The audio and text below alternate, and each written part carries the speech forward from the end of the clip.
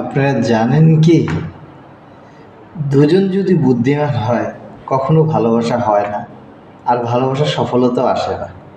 একজন বোকা হইতে হয়। যেমন আপনি যদি বুদ্ধিহীন হন, আপনি যদি বোকা হন, তাকে পাগলের মতো ভালোবাসেন।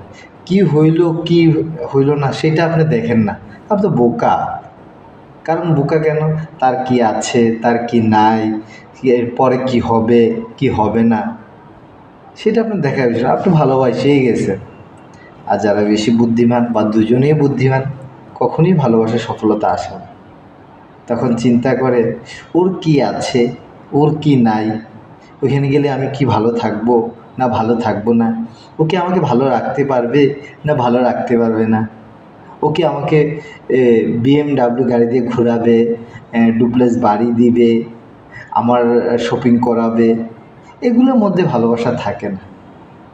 যারা বোকা বুদ্ধিহীন তাদের মধ্যেই ভালোবাসা হয়, আর ভালোবাসার সাফল্যতাই আসে। তাই অবুদ্ধিহীনরাই ভালোবাসে।